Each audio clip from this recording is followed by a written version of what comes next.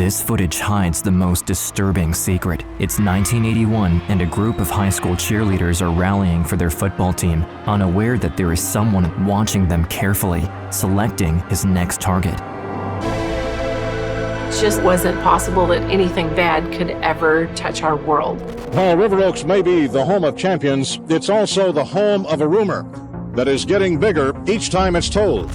We had no idea that there was this monster out there. One victim after another can all be traced back to a single photo. He's just picking his victims by who might be next in that picture. While the surge of handgun sales is on the rise, nervous residents are left with no choice but to lock their doors and stay inside. Some say 7, some 8, some 9, and police are trying to hide it.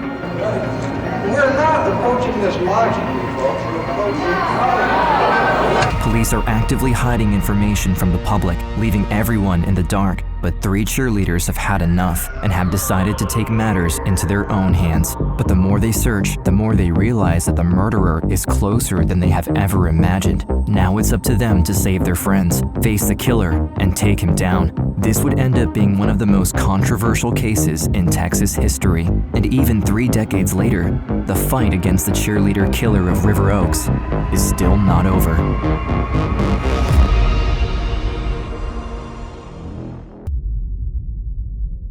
It's Friday night in River Oaks, and the cheerleaders are getting ready for a big game at the neighboring high school of Boswell in Fort Worth. While Retha Stratton, Lisa Ticknor, and the rest of the squad were on their way there, 16-year-old Susan Brown was waiting for her friend Roxy, another cheerleader, to come and pick her up. I was a junior in the fall of 1980, and I was a cheerleader with Retha Stratton. I didn't have my driver's license at the time, so I needed a ride. My parents went out to some dinner with some friends. My friend Roxy was supposed to come and pick me up. Roxy was running late.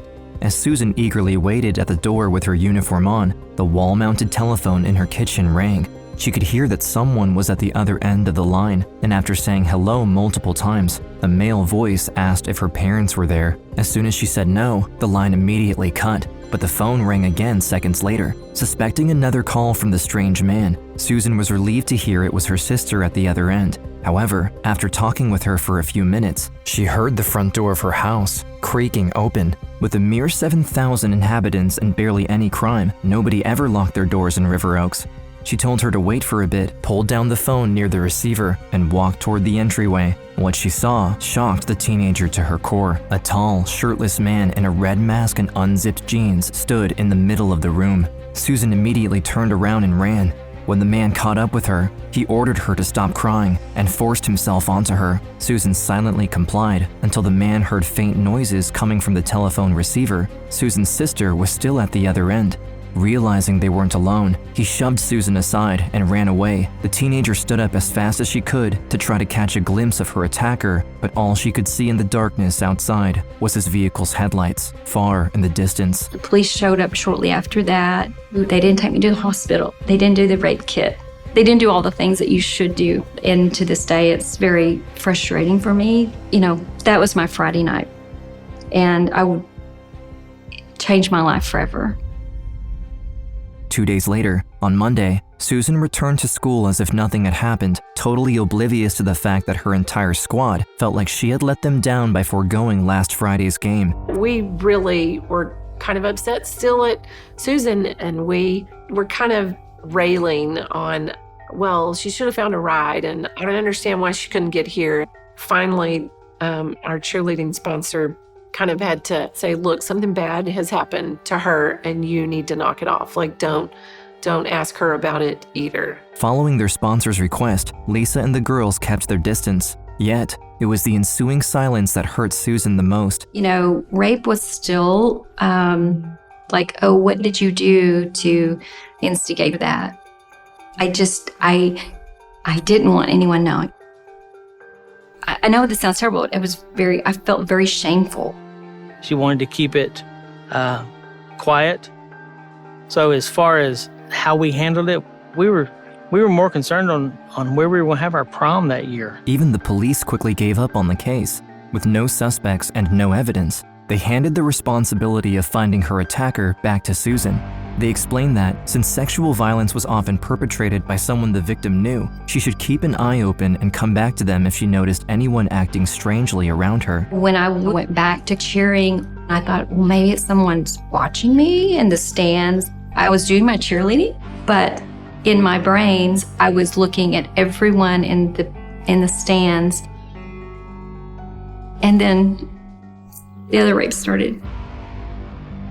But before we continue, we'd like to thank today's sponsor, Private Internet Access. On Unseen, we've often worked on stories that showcase the terrifying truth of online privacy. We never know who has access to our information. Hackers are finding new and clever ways to get your personal data, and with technologies like AI, it's becoming harder than ever to keep up.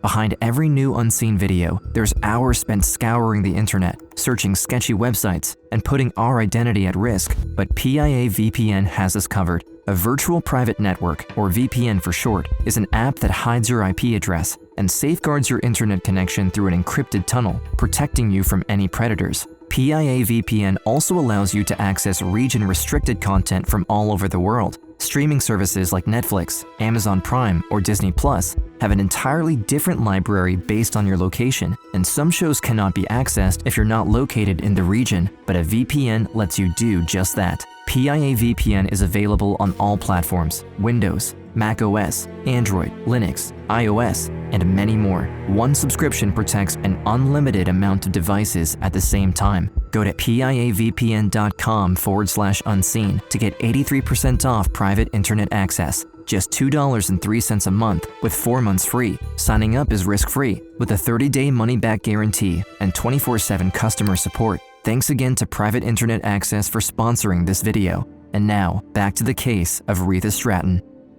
Even though none of the other cheerleaders truly knew what had happened to Susan, rumors started to spread when a 35-year-old junior coach and a 19-year-old former cheerleader were both attacked in similar circumstances later that year.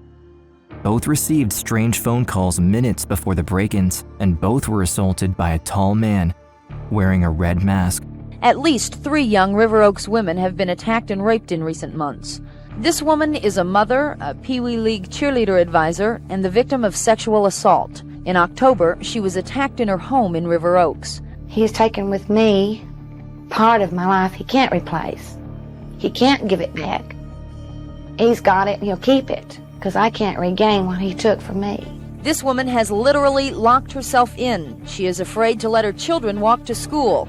Yet she doesn't feel secure and fears she never will again. With the last 2 attacks being only a month apart, the community should have been on edge. However, the police chose not to publicize the case. While life carried on as if nothing had happened, the senior cheerleaders, like Retha and Lisa, graduated from high school and moved on with their lives. On December 7th, 1981, after a long shift at work, Lisa arrived home late, tired, and completely unaware of the danger she was in. It's just very much that teenage mentality that doesn't affect my world. That can't happen to me. Before going to bed, she checked on her mother, who was suffering from a neurodegenerative disease and was bedridden in the living room, unable to move or speak. Lisa wished her goodnight, headed to her room, and quickly fell asleep. However, her rest was cut short when a tall man wearing a red mask opened her closed door, proceeded to pull back her sheets, and grabbed the 18-year-old by the throat. At that moment, although she was in extreme danger, Lisa had only one thing on her mind. Oh my God, where's my mother? I don't know if he's killed my mother. And in a whispery voice said, I won't hurt her if you do what I tell you to do. The masked man then raped Lisa, just meters away from her ailing mother. When he was done, he pushed her aside and headed out. The teenager quickly rolled over to follow him and, from the hallway, watched in shock as he carelessly removed his mask right in front of her mom. The fact that whoever had done that to me walked right past my mother with no fear that she was going to be able to communicate who it was or follow him or challenge him. I asked my mom, are you okay? And she asked, who is that? And at that moment, I knew I couldn't tell her what had happened. And so I just said, it was just a friend, it's okay. After making sure she was safe, Lisa broke down crying and called a friend for help. I do recall talking to Lisa after she was raped. I was shocked and I was sad for her. I mean, that was my friend.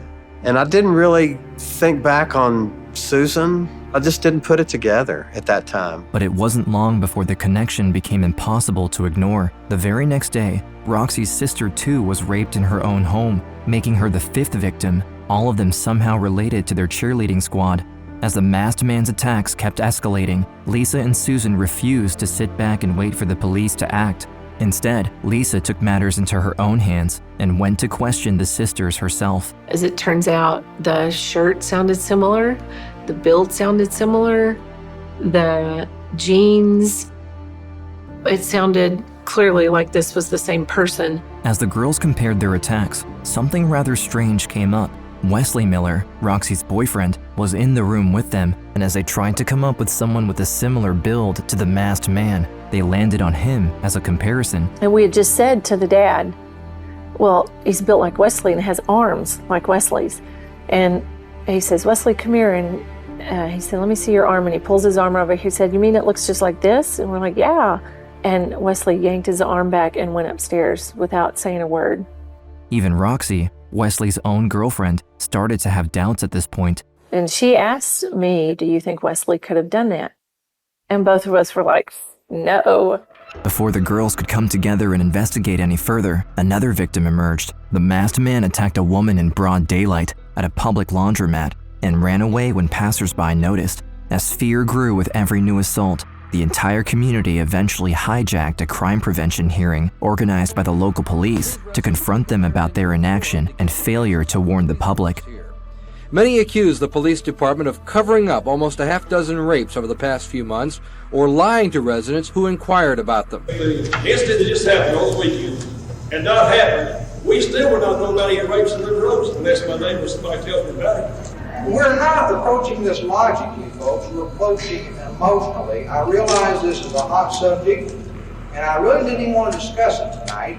We didn't really come to hear a crime prevention program. We come to hear the sordid details of a rape. Isn't that about the truth? The police chief told the audience they can't always fill the public in on what's going on.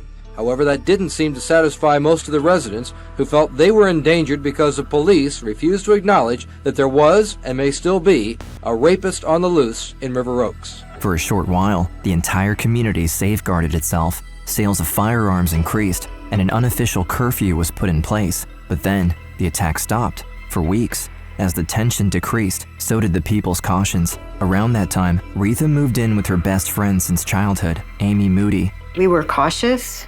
We had started locking our door at night. We're kind of on guard a little bit. Retha would go out of my parents' house and do laundry there.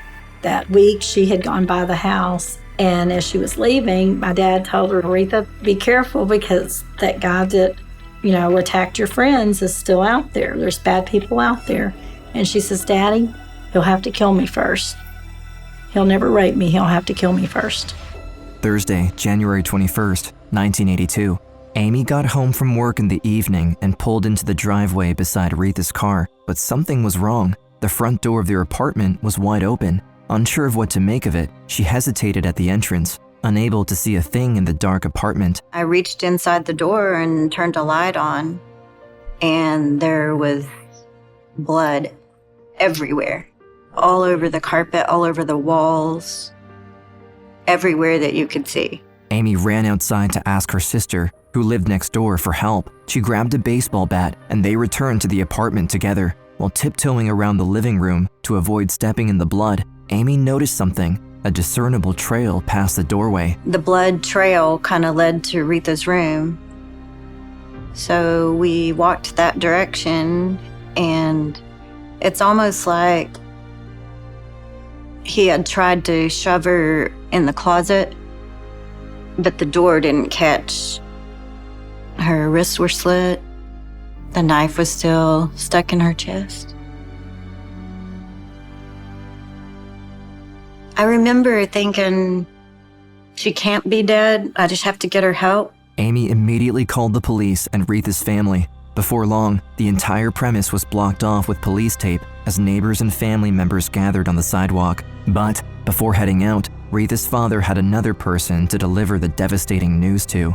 I didn't break down. I didn't start crying. Immediately, I wanted answers. Like, who did this? is this the same person that raped the girls?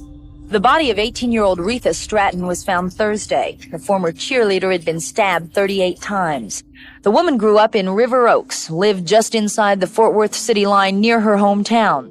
She was pretty feisty. She didn't mind voicing her opinion or telling you what she thought, how she felt. That's probably largely what led to what happened. I think she fought. Retha was a fighter. Dennis Timmons, the detective who took over the case after Retha's murder, was an outsider from Fort Worth, unfamiliar with the masked man case that had burdened the town for the last year. He instead focused on the crime scene itself. There was too much damage done to the body. Whoever killed Retha went overboard. And the expression on her face, it was a look as if, avenge me, I wasn't supposed to die this way. Help me. At the time, DNA profiling was still years away, leaving the detective with little more than the scene, the body, and potential witnesses. Amy was barely able to speak after what she had experienced, so Timmons dismissed her and began interviewing the other people present at the scene instead. It wasn't long before the blame fell on the usual suspect, Retha's boyfriend, Dale Kinson. We've all watched all the crime shows. First person you look at is the boyfriend or the husband. But with Dale Kinson being there, I definitely listed him as a possible suspect. He lived at home with his mom and dad. The only time that he was away from his mother and daddy was the time that he went to the cleaners, which was the time that the offense occurred, so that ruled him out. After being let go, Dale was joined by Rona, Retha's sister. Together, they too started to question people in the neighborhood. Multiple witnesses saw a red truck parked in front of Retha and Amy's apartment around 5 p.m. Dale knew only one person who both fit the description of the attacker given by the cheerleaders and drove a red truck, the football team defensive back, Wesley Miller. Strangely enough, it wasn't the first time Retha's big sister heard that name. A couple of weeks before Retha's killed, she was telling me about all the rapes. And I asked Retha, what's the deal? Who's doing this? And she says, well, the only thing I've heard was that he looked like Wesley Miller. And I'm like, who's Wesley Miller? First time I'd ever heard his name. I didn't know the veracity of that, so I had to check that out. I knew I didn't have much time because we have a murder on the loose. Wesley went to school with Retha and I. He was handsome. He was friendly. I never would have looked at him and said, you did that to me. Timmons' investigation took a sharp turn after he zeroed in on Wesley. The day after the murder, he received a call from Roxy, the young man's girlfriend. It was her birthday the night before, and when Wesley arrived at her place, his jeans were soaked in blood, claiming it was from a football practice accident. Though Roxy was reluctant to believe Wesley could be involved, she was determined to see justice for her sister, who had been raped by the masked man months earlier. Without hesitation, she handed the bloodied jeans over to Timmons. So now we know when Retha got home from work. We know when Amy found her. We know when Wesley showed up at Roxy's house 3 minutes down the road with bloody blue jeans. It all fit together like a puzzle. Today, 19-year-old Wesley Miller was charged with the Stratton murder. Miller was chosen best all-around senior at his high school last year, the same school where Retha Stratton cheered. Then I realized Wesley met the description of my rapist. He knew I was going to be home that night because Roxy was supposed to pick me up. At that point, it all fit for me. Everything started to piece together that this was cheerleader, cheerleader, cheerleader. You know, you start looking at the photo and you go, oh, wait, Susan's here and Lisa's there. And then there was Roxy. Of course, Roxy's sister was raped. Here's his lineup, and it was all the cheerleaders on the left side. Wesley denied having anything to do with the rapes, but the evidence spoke for itself. Not only did the blood found at the scene and on his jeans match, his fingerprints were the same as the ones collected where one of the rapes occurred. The masked man the town had started calling the Cheerleader Slayer had finally been identified. However, nobody could have expected that the upcoming battle to stop him would last well over 2 decades. As soon as he was in custody, Wesley confessed and pleaded guilty to Retha's murder, with 5 rape charges, some involving minors, and a brutal murder to top it all. Everyone expected the trial to quickly lead to a life sentence without much debate or resistance. But things weren't that simple. Wesley got his hands on an excellent defense lawyer who came up with a plan, convinced the jury that his young client had his whole life ahead of him and that the murder was simply a youthful mistake. What ultimately worked in Wesley's favor, though, was his lawyer's ability to separate the rape charges from the murder itself, effectively weakening the case and guaranteeing him a reduced sentence. I couldn't even understand why, when someone gave a confession that they did it, why were we doing all of this? I remember always asking the DA, when is he going to be charged with the rape cases? And during that process, the jury was not allowed to know that he was a suspect in other rapes. Before the trial began, the life sentence was cut to 25 years, a number unthinkable for the victims and the prosecutor. And as it went on, the procedure devolved into a complete farce. Stripped of the ability to mention anything beyond Retha's murder, the prosecutor found himself backed into a corner, outplayed at every turn by Wesley's defense attorney. And Wesley benefited from a deeply ingrained Texan bias, leniency toward athletes. Football is big in Texas. There's no getting around that. And sometimes football players seem to get the benefit of the doubt from the jury. We want to cut them a break. We want to give them a chance. It seems to matter that they are football players when it really shouldn't. We hear people say Wesley had potential. There are things that he could have done with his life. But people don't take the time to talk about the potential of Retha. On October 21st, 1982, the jury, unaware of all the rapes he had committed, still found Wesley Miller guilty, but only sentenced him to 25 years. Prosecutors say a look of anguish covered the jurors' faces when they learned of Miller's past. He has been charged in other cases with 2 counts of rape, and he could be walking the streets on parole in 8 years. For all of us that had been victims of him, it was almost a slap in the face. You want justice to prevail, and 25 years was not justice for any of us. So then I thought, what happened to me, that'll add more to it. You know, that's where we'll get him, because they're going to get him on all these other rapes. Lisa and the others fought to ensure Wesley was punished, yet only one rape charge resulted in a conviction. Even worse, his rape sentence would be served concurrently with the murder sentence, meaning it wouldn't add any time to his already existing prison term. In a shocking turn of events, Wesley Wayne Miller, convicted of the brutal murder of Retha Stratton, is already up for parole just 2 years after his trial. I don't want to look the person in the face that's Wesley's next victim and say, I didn't do everything that I possibly could. Despite their constant efforts to prevent his release, Wesley was granted parole after serving less than a third of his sentence. Though the survivors managed to ban him from several counties, he quickly reoffended after his release in Wichita Falls. Breaking news tonight, a Wichita Falls woman is recovering after a terrifying encounter with a convicted murderer. Authorities say Laura Bernard was attacked outside her home but managed to escape and lock herself inside. Her husband pursued the suspect as he tried to flee. I told Laura to go get the keys to the car, and so I run and jump in the car, and we take off down the street. I said, I can't look at him. I don't want to look at him. I'm so scared. And he said, you just get the license plate. From then on, Wesley cycled in and out of prison, either by reoffending or refusing sex offender rehabilitation. As his 25-year sentence neared its end in 2006, the survivors' fight became a race against the clock. Lisa, Susan, and Rona wanted the state to recognize Wesley as a sexually violent predator. If they succeeded, he would be put under mandatory supervision for the rest of his life, effectively preventing him from harming another woman ever again. On October 23, 2006, it was finally time for the former cheerleaders to meet their attacker in court. This is his deposition, where he denied any knowledge of the rapes before haphazardly attempting to gain sympathy by acknowledging the leniency he received and apologizing to Retha's family. In October of 1982, you were convicted of that murder, correct? Yes. Sentenced to 25 years. Yes. You feel that was a fair punishment for the murder of Rita Stratton? Actually, no. Objection? Why not? It wasn't fair because I was guilty, and it's a very bad crime. You think it should have been more? Yes, I do. 25 is lenient. You have anything to say to Rita's family? Yes.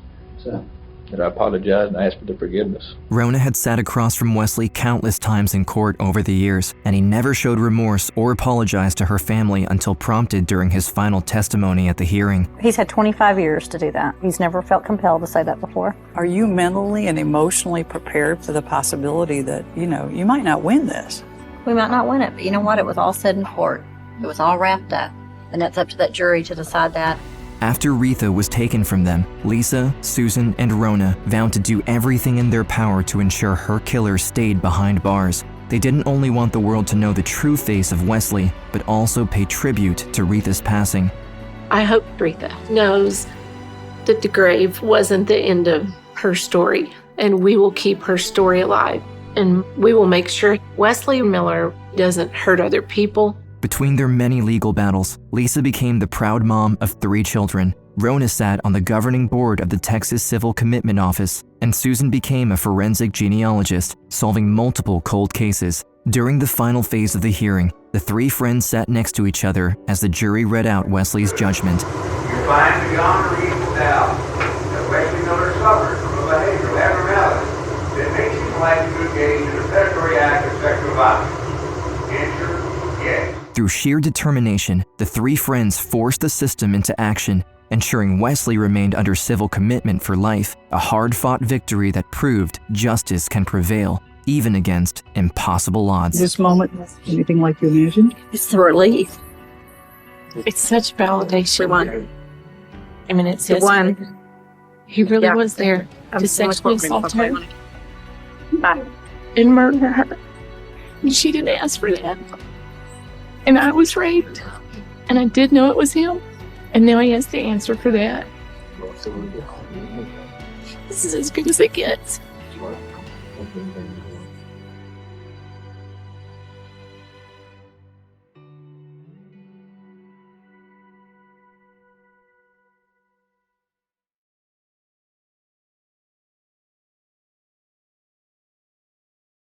Thanks again to Private Internet Access for sponsoring this video.